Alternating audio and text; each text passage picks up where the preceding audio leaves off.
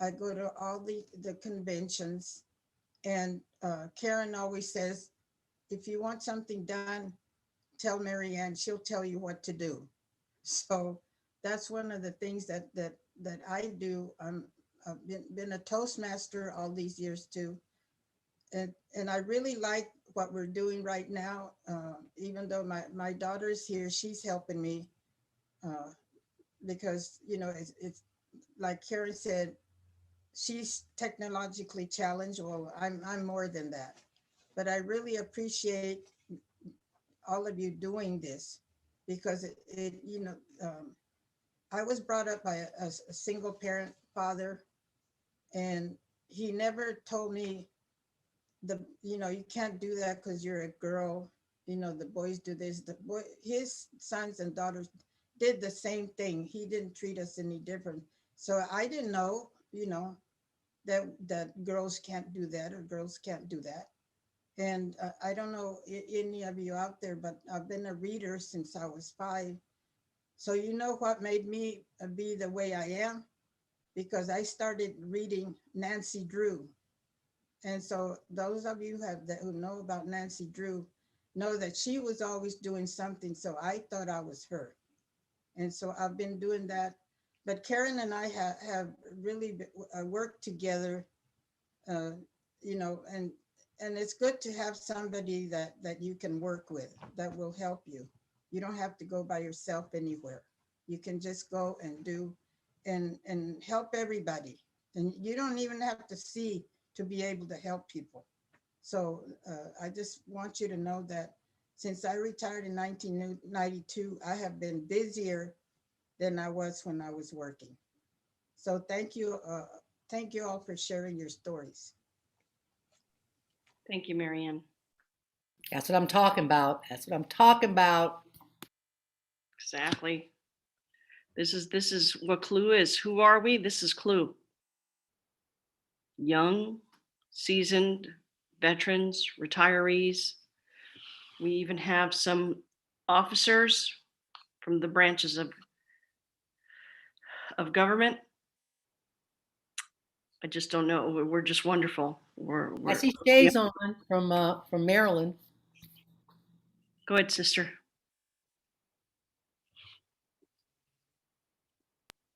You can unmute. Do you need me to help you?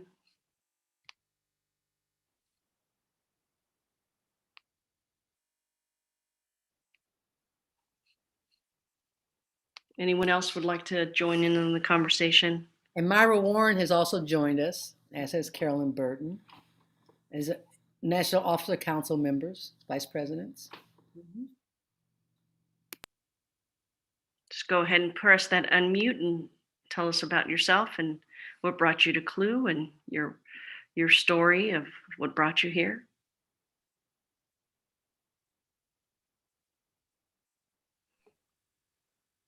I see Tracy Cooper Harris. Would you like to say a few words to us, Tracy? Sure. Hopefully everyone can hear me okay. Good evening, everyone. My name is Tracy Cooper Harris. I am not part of any union. I'm actually married in. My wife is Maggie Cooper Harris and invited me to this event tonight. So I'm just here in solidarity as a spouse, listening to all these great women being empowered and all that good stuff. I am a recent graduate, just finished my master's in public administration. So I'm trying to get into the good type of trouble that John Lewis talked about. I'm still looking for employment opportunities and stuff like that. And so I'm just here tonight to absorb some of the knowledge, solidarity, and everything else that the sisters are talking about this evening. And I appreciate all of you for letting me join in, and thank you all very much. Wait, Tracy? Yes, ma'am. Hi, Jane. Hi. Would you please share your background? I don't think people understand you're a veteran. Oh, yeah. Your fight through the Congress, you and Maggie together. But would you share that, please? I will. Jane's not letting me get away with with my background here. So I am an Army veteran. I served for altogether 12 years. I was an animal care specialist, so I took care of military police dogs that detected narcotics, explosives, and helped apprehend bad guys. Best job in the world. I met and married Maggie back in November of 2008. If you were in California, of course, you remember all the craziness going on with Prop 8 at the time. I am also considered a disabled veteran. So when I got my latest VA rating, I was diagnosed with multiple sclerosis back officially in 2010. Since we have a lot of electricians here, you will enjoy this part about this messed up disease. Basically, it's like stripping wires. So basically the electronic signals that go from your brain to other parts of your central nervous system don't work as well.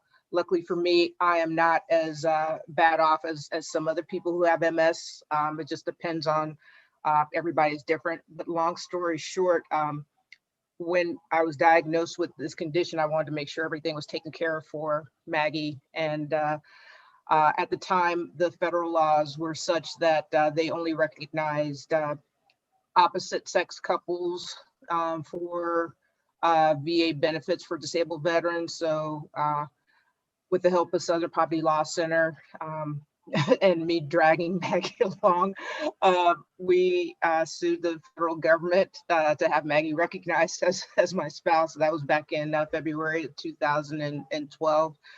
Our case was the only case other than the two at the Supreme Court, which was the Prop 8 case and Edie Windsor's case, that were actually still live. All the other cases were basically put on pause pending the outcome of those two cases at the Supreme Court.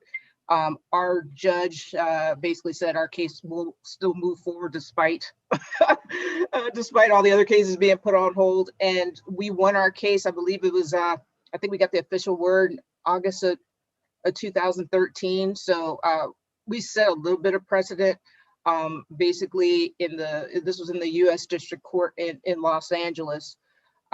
Basically, our case said it so that if you are any spouse of a disabled veteran, regardless of the sex of the spouse, will receive benefits that they're entitled to for VA benefits. And this includes, burial benefits, a little bit of money, basically a little bit of extra money every month, things like that. So these are things just to make sure that the spouse of the veteran who is there for us and there all the time have the things that they need to provide care for us. So that's a little bit about my story. And thank you, Jane, for making sure I told everybody else that. And again, thank you all very much for letting me be here and be part of this. And thank you. Thank you, Tracy. Thank you for the share. Thank you, sister. Thank you. Thank you.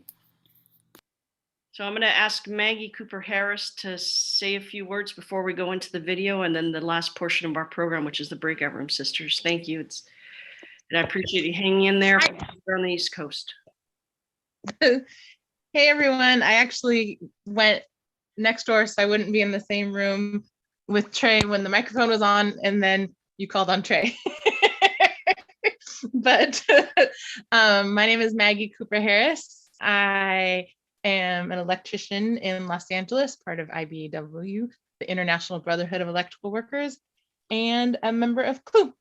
And I think my reasons for participating in CLUW are in the name.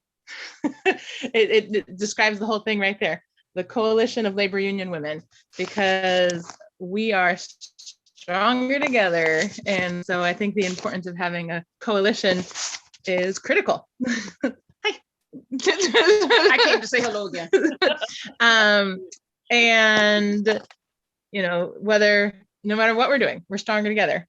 So I think it's important to have the coalition. I know that in particular, when your name is Maggie and you're participating in the Los Angeles, California, or national version of CLUW, got big shoes to fill, because when you walk in the room and your name is Maggie, people go, oh, and so I know that Maggie has been, setting the stones so that hopefully the rest of us can follow on her path. And so I'm glad we could be here together to support each other and get empowered from each other and excited and keep going. Yes.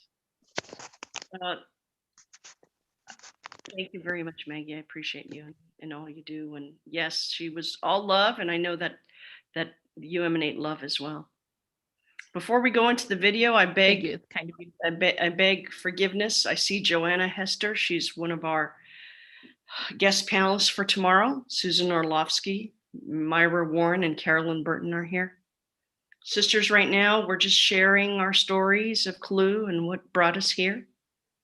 I was wondering if you wanted to tell us a little bit about what brought you to CLUW and what was the driving force behind that for you, if you'd like to share. Good evening, Okay, sisters. Can go you ahead, hear me? Myra. Okay. We hear you. Okay. My name is Myra Warren. I'm a letter carrier, member of the National Association of Letter Carriers, and a member of CLUW. I began my career at the Postal Service in 1981. And as you know, the Postal Service and letter carriers are predominantly male. Being in a predominantly male environment, I was so thankful to be involved in a union, being a single parent with a son that had an illness. But as I got involved, I realized that in the leadership, women were really not represented in the leadership of the NALC. So I began to go to unions and began to start trying to have women's meetings to get maternity clothes for letter carriers because that wasn't happening. And I was given letters to derogatory type letters saying this being a man's club, stop having these meetings, let's talk. Well, I continue to move forward and press for women's rights. Got involved in trying to get involved in some of the EEOs and the officers and things of that nature. And the Boys Club had a kind of system for you to actually get involved. And they would always tell me when I asked, what is this and what is that? What is arbitration? What is EEO? And how do you get involved? They would always say, you didn't need to know that. Well, I'm one of those sisters you don't tell, you don't need to know that. Because if you say you don't need to know that, then I'm going to get to know that. So I moved forward and became the first female officer in my branch to run for an office without permission and above trustee, because they would allow you to be a trustee. Well, after I did that, some of the brothers told me about CLUW, and I went to my first CLUW meeting. I joined CLUW, and then I went to my first national convention. And it was wonderful to have a sisterhood of support, union support. From there, I went to a lot of the trainings in CLUW. I learned a lot. I ended up being the first female officer in my branch, the first EEO representative in my branch, the first female RAA, Regional Administrative Assistant in Texas, in the region, Texas, New Mexico, and then moving forward, the first African-American female national officer. I never asked for permission. I always served the membership. It was always about the membership. And I've always appreciated CLUW because I needed that encouragement and that support of sisterhoods in union and being around. I'm not a shy person, but I always sit back and listen. And a lot of the ladies here, I've seen your faces over the years, and I'm willing to bet you don't remember seeing me, but I've seen a lot of you, talked to you, a lot of you, and you have really encouraged me. You've encouraged me throughout my whole career with the Postal Service. Now, the letter carriers are still predominantly, especially on the national level, it's male, dominated, so to speak.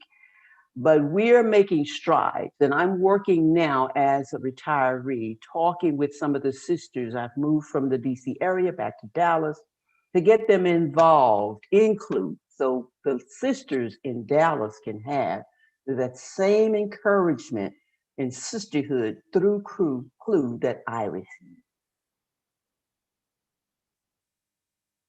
That's my story. Thank you, sister. Wonderful. So if you're wondering where things come from, it's from this. These are the roots. This is where all things wonderful came from, all these sisters. Okay, Adriana, oops, sorry about that. That's okay. I forgot to open Right. my little porthole. No, I had to hop in somewhere else because they came and told me that they're starting to shoot. I'm on the film crew. I'm on a film set. So I found a little quiet spot to continue this. So forgive the. Well, I was on my iPad that you helped me work with, and the audio wasn't working, so I had to transfer over to my laptop.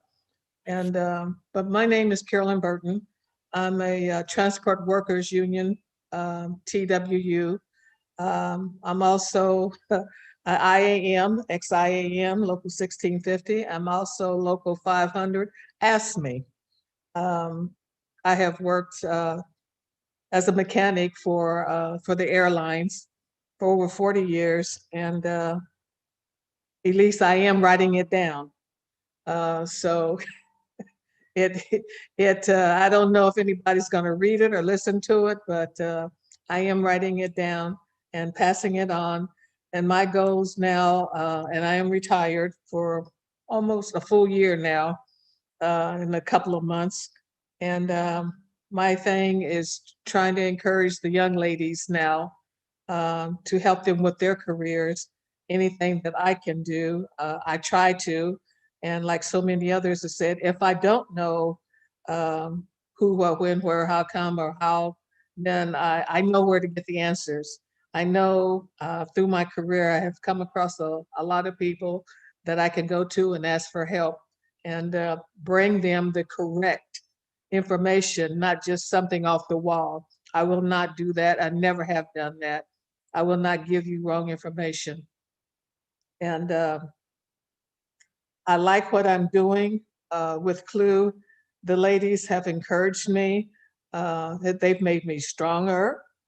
And I really, I wasn't an officer in my union, but they were, the good old boys would keep me down. And single mom, I had some trouble with my son, but he came out of it and he's doing well. I'm surprised. But the sisters have really given me the strength that I've needed. And I am so glad that CLUW was formed. And I'm just sorry that there are a couple of ladies here. I'm in Texas right now, but I'm from the state of Missouri. And they were awesome. And I just wish that I had known them earlier in my life. I think I would have been hell to deal with. But I thank CLUW. I thank the ladies that I have met. I thank you for helping me, teaching me the tech part of it, because without it, I was lost. So, but thank you very much. And thank you all my ladies and elites also for encouraging me as well. Thank you, Carolyn. Big sis. You know, we've been through some tough times during COVID, and I care about you. sending me toilet paper from Texas. I love you. You won me over with that. Blessings to you early on. Hey, I found out today I lost a brother in Tulsa, and it's taken me, knocked the wind out of me. He died about a month ago, and his wife as well. And I kept calling and calling, and neither phone would, no answer. So that took the wind out of me today. So, but anyway, I hope everyone is well and stays well. And I finally made up my mind to get on the list to get my shot. All right. Sending you light and love, Carolyn. Sending Thank you. light and healing love. Thank you, sister. Thank you for being here. You're an amazing woman. We love you. Thank you. Going to Joanna. I can go next. Yeah. Thank you, sister, for being here. Of course. Hello, everyone. I see Elise, I know whom I know. I'm gonna go through the screen quickly to see who else I recognize, but I wanna send hello. I don't wanna take up too much time. I am Joanna Hester. I work for domestic workers in California and childcare providers. It is a union of women, mostly women, although we have male providers and caregivers. I'm lucky to,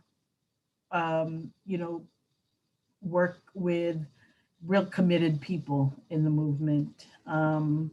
So that's where I'm from. I'm glad to get to know the CLUW sisters. I'm a member of the CLUW San Diego. So Tamika Cook is definitely familiar to me and somebody who I know out of San Diego and a few other women out there. I'm glad to be in your presence. So thank you for allowing me to introduce myself. Yes, thank you, Joanna, sister. We really appreciate you for being here today and tomorrow and for sharing tomorrow. Of course, of course. Very, very wonderful. We're blessed. Susan, would you like to say a few words to our group in California? Hi, I'm sort of shy, but hello, everybody. Susan Orlovsky. I'm retired from UC, University of California, San Diego, but my union, UPTI CWA 9119, lets retirees be active retirees, dues paying members, and we get to hold a local office, etc. So I'm recording secretary of my local. Our union represents about 16,000 professional and technical workers, including hospital professionals like physician's assistants at the University of California, the 10 campus system. And as an active person in UPTI, I'm also serving as a delegate to the San Diego Imperial County Central Labor Council. And that's how I got involved with CLUW, because my sisters at the Labor Council said, you better join CLUW right now, because we're starting a chapter. So, or restarting a chapter. So that was about 4 years ago. And I am honored to serve as first vice president of our chapter. And I want to thank Afnan, because you have helped me so much fulfill my duties as first vice president regarding membership, following up on getting people to rejoin, etc. Why am I so happy to be in CLUW? Well, hearing the stories of people tonight really is so touching to me and inspiring. I think it's so important to work in coalition now. And, I think it's so important to work alongside a lot of people. So one of the other things I do is I'm real active in the UC Green New Deal Coalition. We are fighting for a just transition for all workers as we move from an extractive, very horrendous system relying on fossil fuels to a sustainable, future with non-fossil fuel energy. So working in coalition is just the most important thing I think we can do right now, and realizing all of our struggles, they're particular and fierce, and we're all connected. So thank you.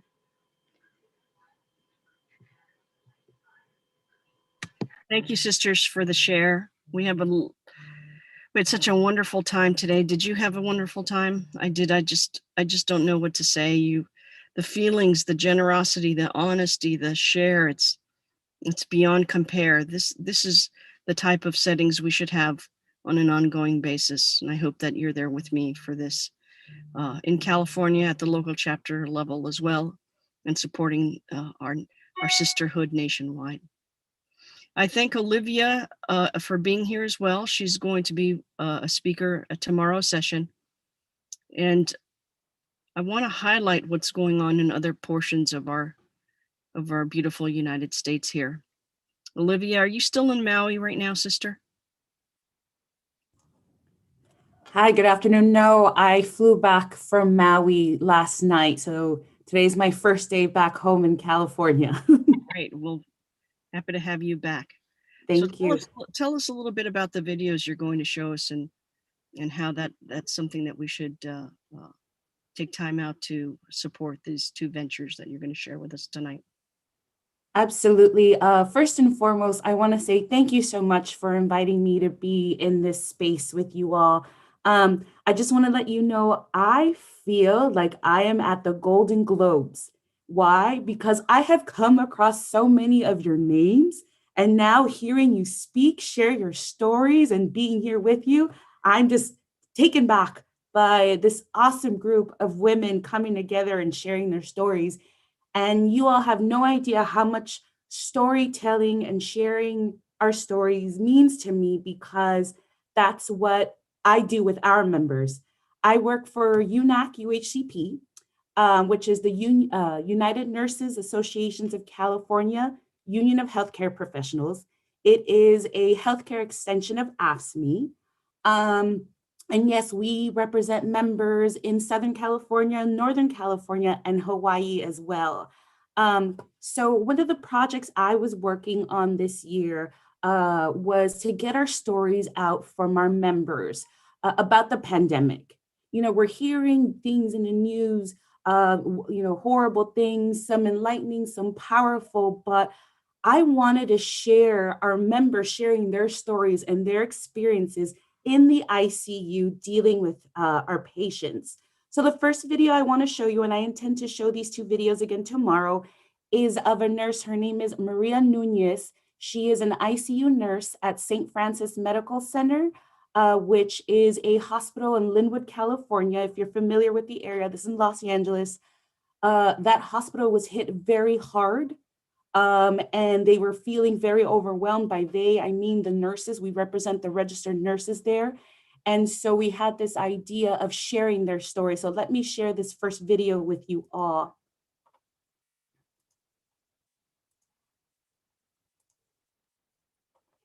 Can you see that screen? Okay, let me press play. I've been an intensive care unit nurse for more than 20 years.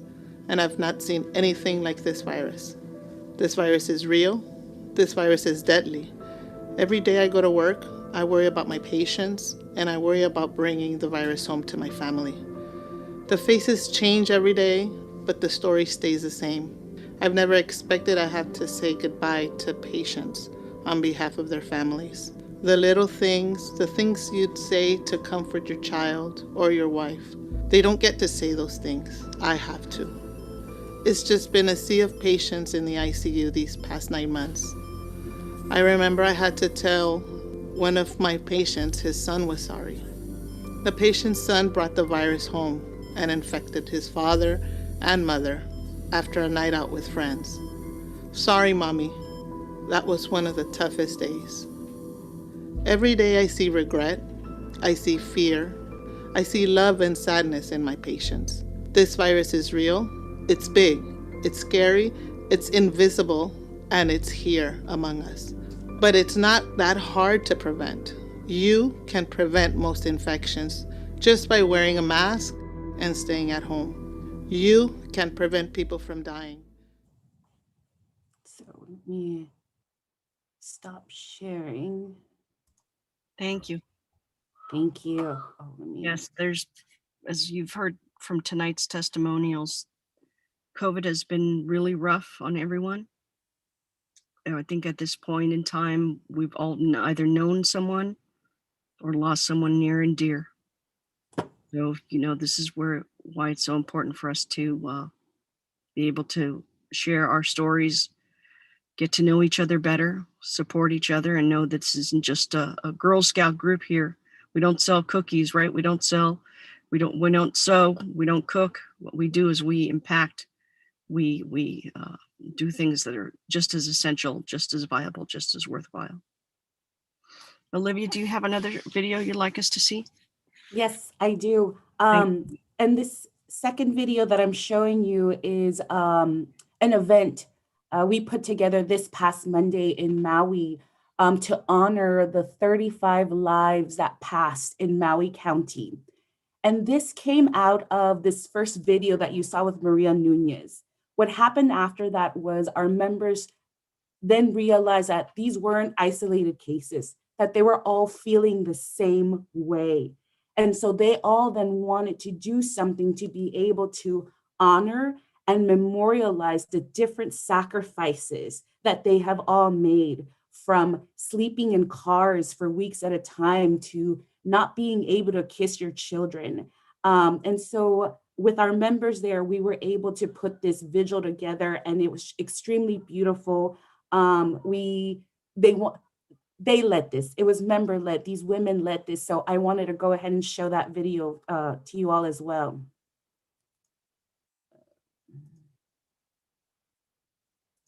Thank you, sister.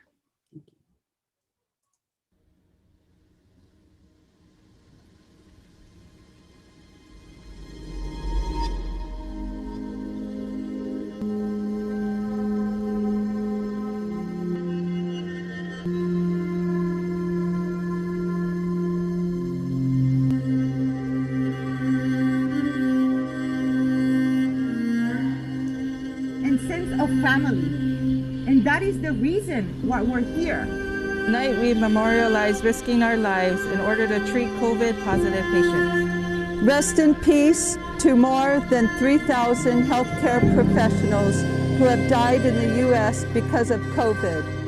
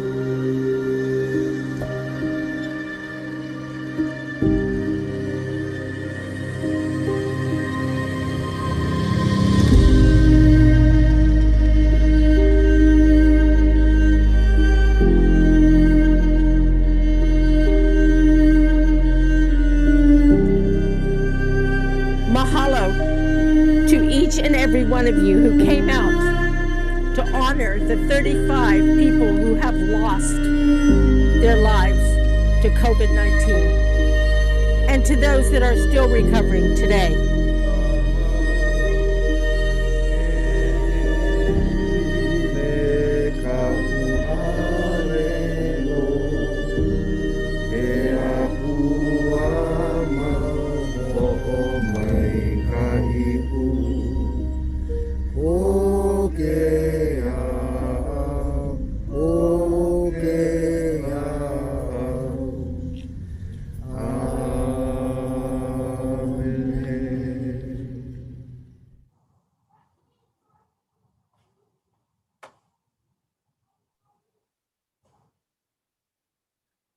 I think we need to keep praying to whatever spirit you see guide you in your life, in your walk in life.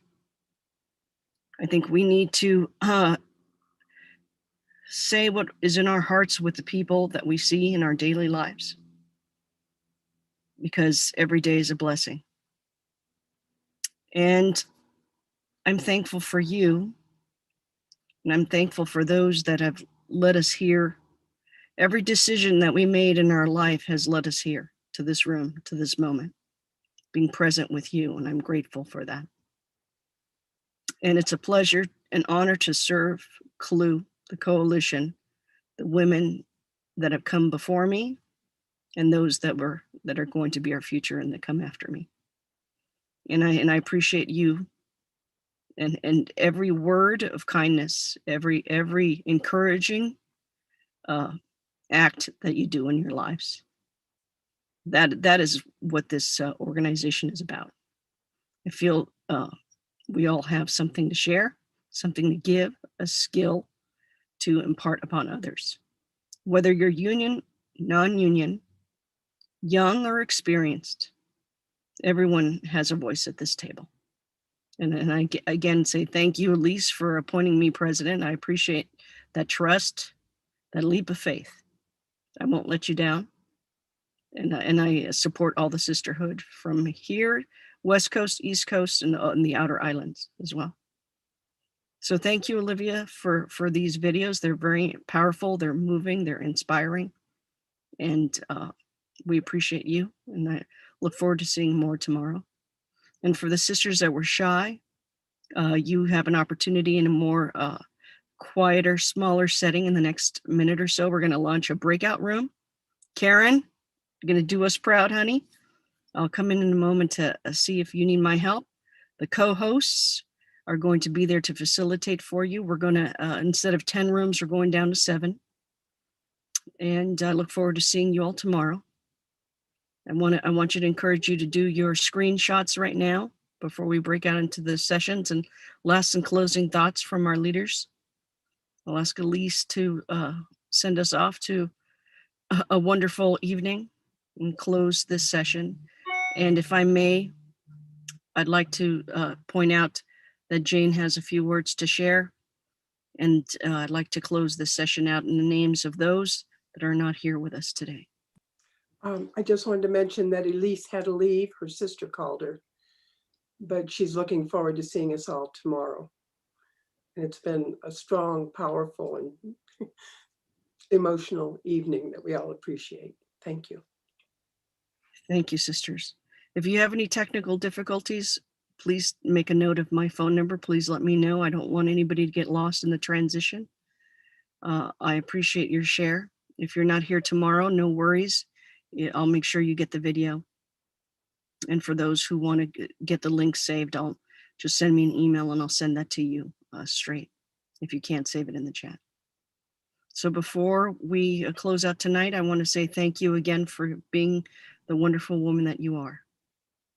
Does anybody have any last final thoughts before we conclude today? Okay. So we're going to go into the breakout room. I'm sorry, who was that? May I? Sister Joanna. I wanted to offer the 6 women that were killed in Atlanta. Yes. Just a moment of silence to honor and bring light the violence that are happening in the Asian American community. So if I can request a moment of silence. Go ahead and lead us in prayer there, Joanna.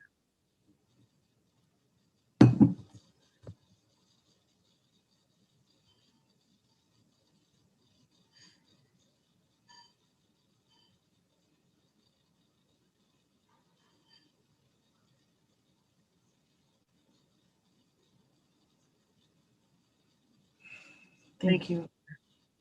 Thank you for reminding us that we lose lives every day, and every day these are senseless acts of violence, and this is not who we are. And if you have an opportunity, just as Marty said, if you have that chance to say something, you see something, say something. We're behind you. Be brave. That's what's needed. Thank you, Joanna.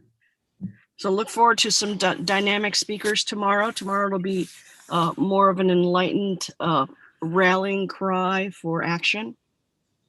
Today was an opener, a story share, and essential things that were required. Some things need to be said. Please feel free to point things out. Let me know what I can do for you beyond today.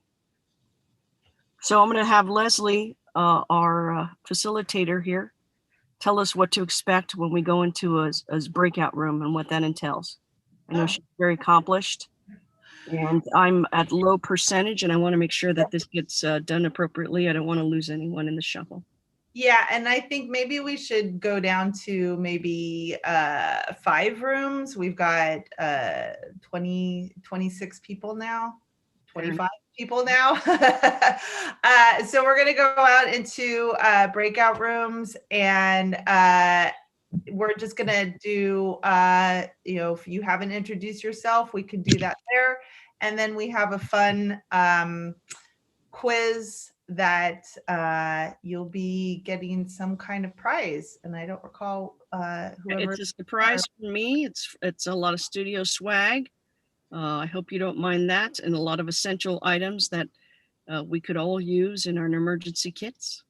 I'm a first responder, so I might just say that everyone who's a guest panelist who's participated, or how about everyone who's here tonight who stayed this long gets something.